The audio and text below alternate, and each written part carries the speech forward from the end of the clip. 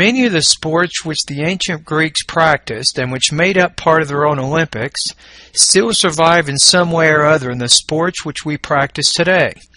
Their motivation, however, was for practice for war, and it is in such motivation that one can understand the emphasis on martial skills such as wrestling, pancration, boxing, the javelin, and running, while still including such less directly applicable sports as discus and jumping.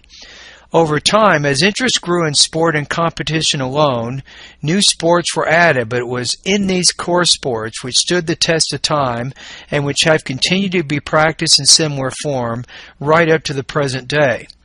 Wrestling must be regarded as the most important sport practice in ancient Greece.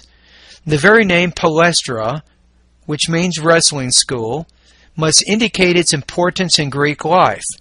Nor need we be surprised at this, for all over the world in cultures far distant from each other, one can find styles of wrestling and fighting, for it is a useful skill in war.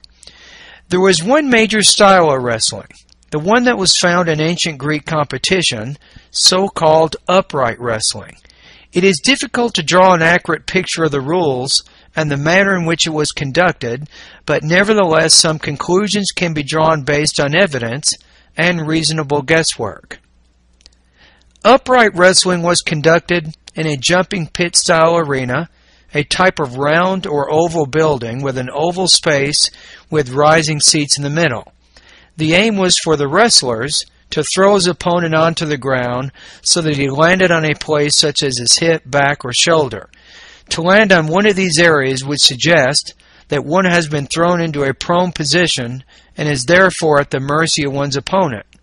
It is not unreasonable to assume, therefore, that this was counted as a well-executed throw and might score a point accordingly. If both wrestlers fell together, then we must assume that either no point was scored or both scored. Either way, neither competitor gained an advantage.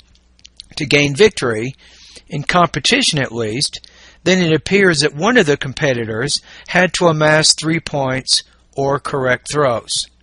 It must have been a long and tiring contest. While there are depictions of certain throwing techniques in art, they are inevitably failed to fully explain wrestling techniques. However, it is not unreasonable to assume that such techniques were similar to techniques one might find in martial arts such as judo or jiu-jitsu. After all, there are only a finite number of ways that one can throw an opponent. There is also another style of wrestling which did not exist on its own, but which was part of the pancration. In this style, the struggle was continued on the ground till one or the other combatants acknowledged defeat. For the Greeks, wrestling was both a science and an art, and great importance was attached to the manner in which one conducted oneself in the ring. To throw one's opponent was not enough. It had to be done stylishly and in good style. While this may have been a common held view by the Greeks, this in no way detracts from the physicality of the sport and thus its usefulness in training the body for the exertions of combat. Question number 1. Categorize each word with its respective definition. Use each word only once.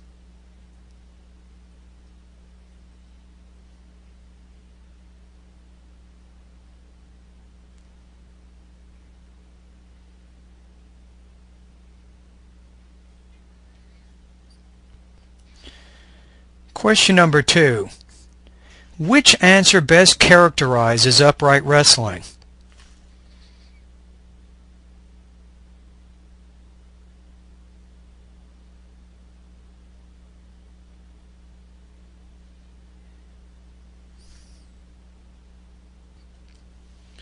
Question number 3.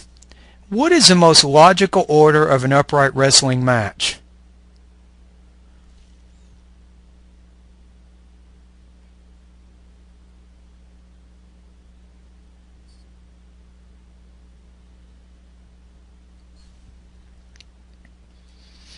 Question number 4.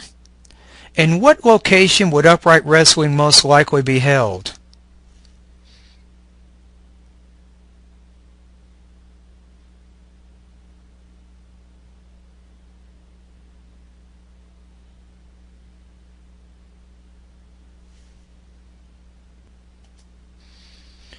Question number 5. Which of these Greek sports were the least applicable in training a soldier for war? Click on two answers.